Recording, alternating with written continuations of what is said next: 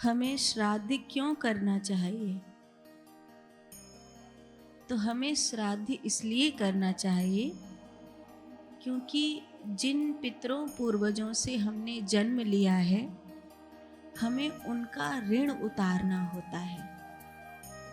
जिनके वंश में हम आए हैं, जिनके हम वंशज हैं, हमें उनका ऋण उतारना होता है। प्रतिक्रिया कैसे करें? 2-3 उपाय हैं। एक, जो काला तिल होता है और जो दूर्वा होती है, ये दोनों ही भगवान नारायण से संबंधित माने गए हैं। तो काला तिल, दूर्वा और जल लेकर के अंजलि में लें और कोई भी प्रथम उंगली में या तो कलावा बांध लें या कोई सोने का छल्ला लगा लें। कुछ नहीं हो तो घास का एक टुकड़ा उंगली पर अंगूठी की तरह लपेट लें और उसके बाद पितृ तर्पण हमेशा इस तरह दिया जाता है। जो आपके राइट हैंड की, सीधे हाथ की प्रथम उंगली और अंगुष्ठ होता है, उसके मध्य से जल ऐसे निकलता है। इस तरह पितरों को जल दिया जाता है। जिस समय हम जल देते हैं उस समय तस्मै सुधाम तृप्यताम, ये एक मंत्र है। तस्मै सुधाम तृप्यताम, इस मंत्र को 3 बार या 5 बार बोलिए और फिर तर्पण दीजिए। ये तो पानी देने का तरीका हुआ। बाकी अन्न देना, चावल का एक पिंड बनाकर उसमें काले तिल मिलाएं, 7 पिंड एक पत्तल पर रखकर उसे अपने पितरों पूर्वजों की याद करते हुए एक एक करके जल में समर्पित कर दें। पितरों के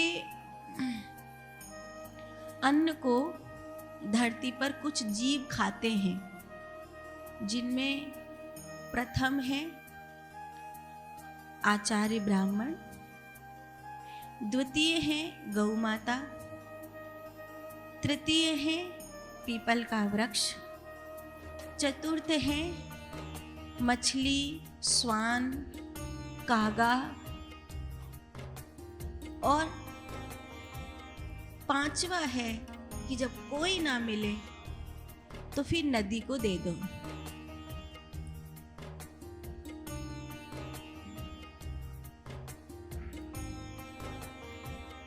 पितरों के लिए जो भोजन कराया जाता है उसमें कितने भी लोगों को भोजन कराओ, पर मूल रूप से जो भोजन कराया जाता है वो 3 ब्राह्मणों को कराया जाता है। संध्या बंदन करने वाले गुरुमुखी तपस्वी ब्राह्मण के मुख में अगर तुम्हारे पितरों के निमित्त अन्न पहुंचता है तो तुम्हारे पितृ उससे संतुष्ट होते हैं, तृप्त होते हैं। तो इस तरह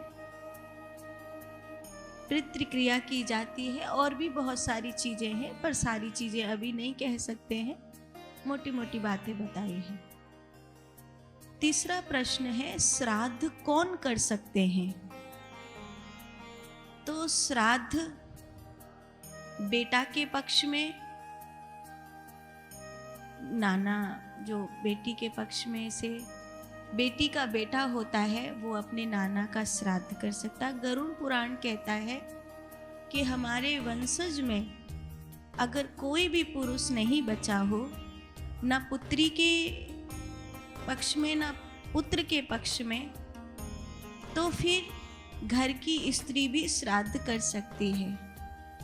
पर अगर कोई स्त्री रजस्वला हो, अशुद्ध हो, सहवास की कामना से भरी हुई हो, उस दौरान अगर वो श्राद्ध करती है तो ये बहुत बड़ा पाप होता है।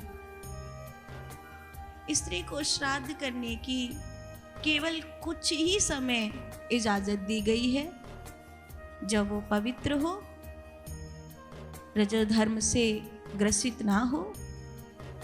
दूसरा, पिंडा पानी देने वाला कोई पुरुष घर में नहीं बचा हो।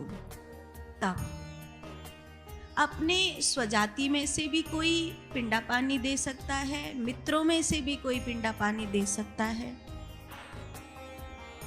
और कई बार जब कोई पिंडा पानी देने वाला नहीं है, तो जिसके लिए पिंडा पानी दिया जा रहा है उसके ही धन से गांव का राजा, प्रधान, मुखिया या कोई भी जो उसे प्रेम करने वाला व्यक्ति था, वो उसके ही धन से उसको श्राद्ध दे सकता है।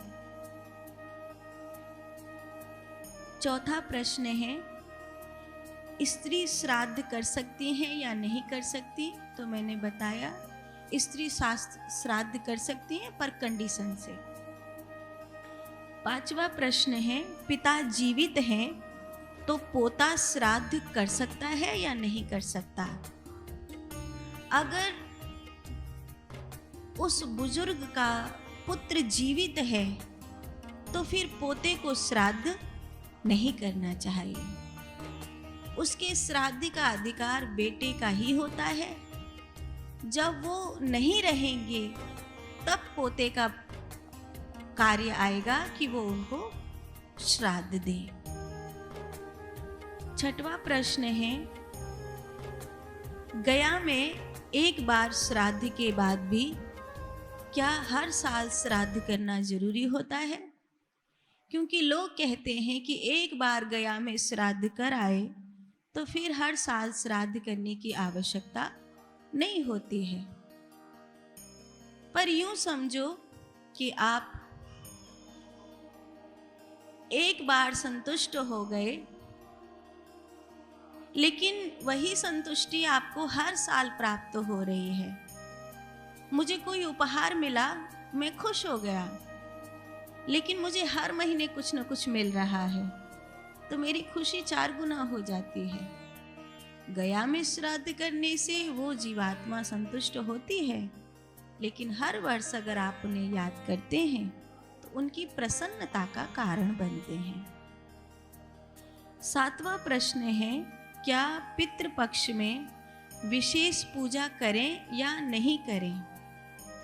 पितृपक्ष में विशेष पूजा जैसे यज्ञ करना, मकान का मुहूर्त करना, विवाह आदि कर्म करना, यह सब, कोई नई गाड़ी खरीदना, कोई नई डील करना, ऐसा नया घर खरीदना, ऐसा कुछ नहीं करते हैं पितृपक्ष में।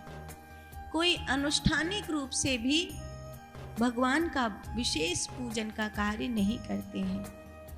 रही भागवत कथा या सत्संग की बात, तो भागवत कथा इसलिए करते हैं क्योंकि भागवत कथा का पाठ और श्रीमद् भगवत गीता का पाठ पितृपक्ष में पितरों को तृप्ति देता है, इसीलिए भागवत का अनुष्ठान होता है। बाकी विशेष रूप से कोई बड़ा यज्ञ यज्ञादि नहीं होता, सामान्य रूप से अपने घर के भगवान की पूजा होती है। 8वां प्रश्न है, क्या श्राद्ध ब्राह्मण के द्वारा करवाना ही जरूरी है? जो तपस्वी हैं, जिनके मुख में गायत्री है, जो गुरुमुखी हैं, जो त्रिकाल संध्या करने वाले हैं, जो पवित्रतमा हैं, वेद पाठी हैं, अगर उनसे श्राद्ध कराएंगे तो स्वाभाविक है आपके कर्म को 4 चांद लग जाएंगे। पर अगर दुर्भाग्यवश आपको उस तरह के ब्राह्मण ना मिले, तब मजबूरी में आपको स्वयं ही श्राद्ध करना चाहिए। 9वां प्रश्न है, घर वाले ना माने तो क्या श्राद्ध कर्म करें या नहीं करें? अगर आपके घर वाले नहीं माने तो घर वालों से झगड़कर, उनसे विद्रोह लेकर श्राद्ध आदि नहीं करना चाहिए। अगर आपकी श्रद्धा है, आपके घर वालों की नहीं है, तो किसी गौशाला में किन्हीं गुरुकुल में, किन्हीं ऐसे स्थान पर आप अपने धन का मुट्ठी बांधकर दान दे सकते हैं कि ये मैं मेरे पितरों के निमित्त कर रहा हूँ, क्योंकि मेरा परिवार उस श्राद्ध कर्म को विधि विधान से नहीं कर सकता। तो अगर मेरा मुट्ठी बांध कर दिया हुआ अन्न गौ माता के मुख में चला जाएगा तो मेरे पितरों को मेरी ओर से तृप्ति मिलेगी। 10वां प्रश्न है, श्राद्ध किसको करना चाहिए? श्राद्ध किसको करना चाहिए? जिसको अपने पूर्वजों का आभास होता हो उसे श्राद्ध जरूर करना चाहिए।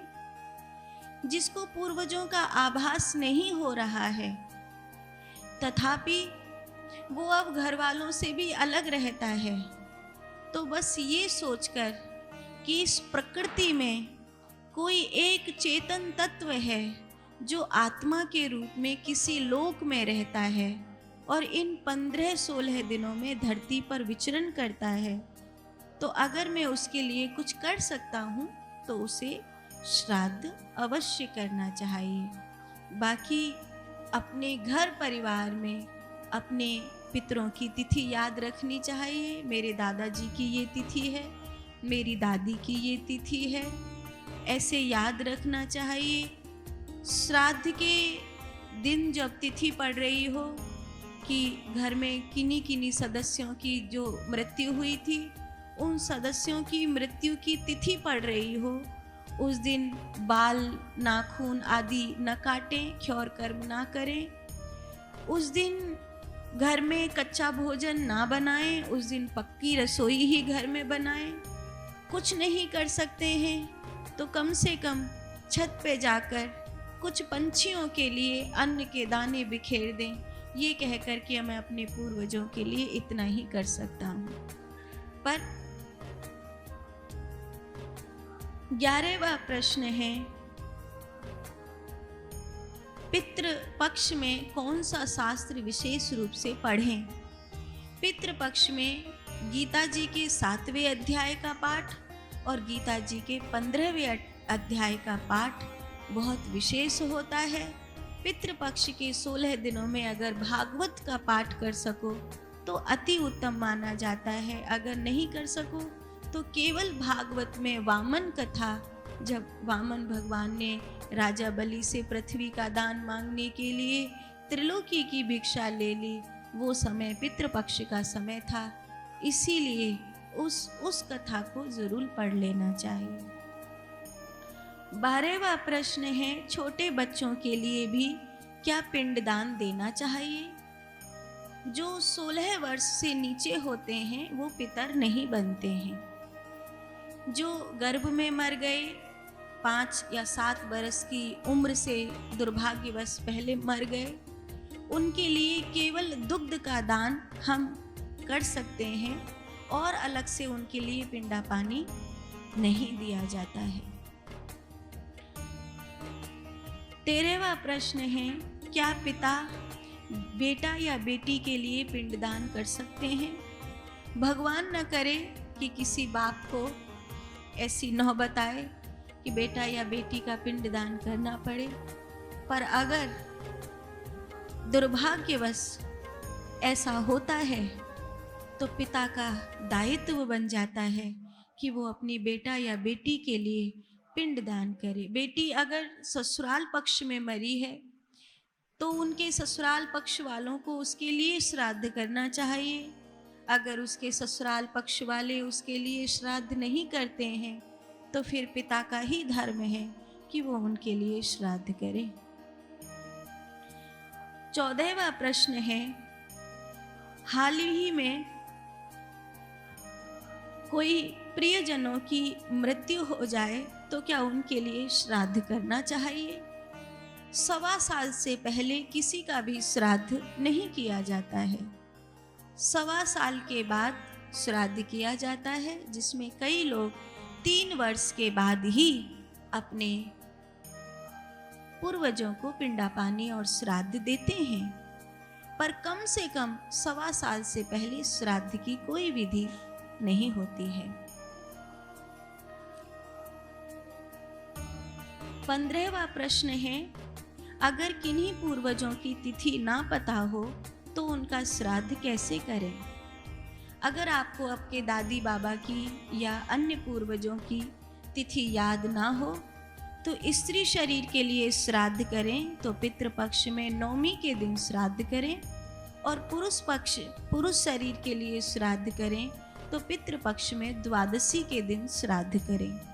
तथापि आपसे तिथि निकल जाए और आप किसी कारण से नवमी द्वादशी आदि को श्राद्ध नहीं कर पाएं, ऐसे नवमी तिथि स्त्री शरीर के लिए श्राद्ध करने की होती है, पर मान लो नवमी को आपके दादाजी की तिथि है तो आप नवमी को पुरुष शरीर का भी श्राद्ध करते हैं।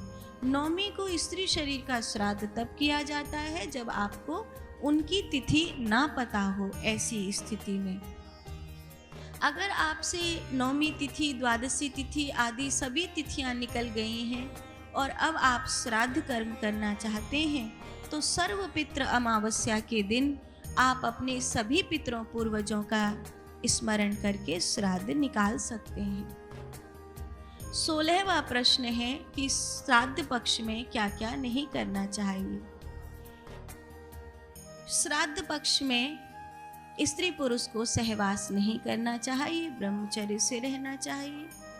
श्राद्ध पक्ष में क्षौर कर्म जैसे बाल काटना, नाखून काटना आदि से बचना चाहिए। श्राद्ध पक्ष में भोर के समय घर की गृहिणी को बाल धोना, कपड़ा धोना आदि कार्य जब तक नहीं करना चाहिए जब तक कि रसोई आरंभ होकर रसोई से भोग नहीं निकल जाता। जब रसोई आरंभ होकर उससे भोग निकल जाए उसके बाद ही बाल धोना, कपड़ा धोना आदि कार्य गृहिणियां करती हैं। श्राद्ध पक्ष में विशेष रूप से जो सुबह का नाश्ता बनता है उसको कम से कम तिथि वाले दिन रोक देना चाहिए, क्योंकि श्राद्ध पक्ष में उनकी जैसे तिथि है और आप सुबह सुबह नाश्ता बना करके पोहे बना लिए, कुछ बना लिए, खा लिए, आपकी रसोई झूठी हो गई, उसके बाद आपकी खीर पूड़ी का कोई मतलब नहीं रह जाता है, इसलिए वो बचना चाहिए। श्राद्ध पक्ष में कढ़ी का भोग गृहस्थी के लिए जो वो अगर श्राद्ध करता है किसी तिथि में तो मान्य नहीं है। विशेष रूप से जिस दिन किसी पूर्वज की तिथि पड़ रही हो उस दिन तो कच्चे भोजन के रूप में इस भोज पदार्थ को नहीं बनाना चाहिए। श्राद्ध में ज़्यादातर उड़द का उपयोग किया जाता है पितरों के लिए, जिसमें मिष्ठान में इमरती का उपयोग विशेष रूप से किया जाता है। पर ध्यान रखना चाहिए कि जो आचार्यगण उड़द का भोग नहीं लगाते हैं उनको बिना बताए उस भोग को ना दें, उस भोग को केवल और केवल नदी में ही समर्पित करें। इस प्रकार पितृपक्ष में आप कर सकते हैं। मेरे पास ये 16 प्रश्न थे जिनका उत्तर मैंने आपको दिया है।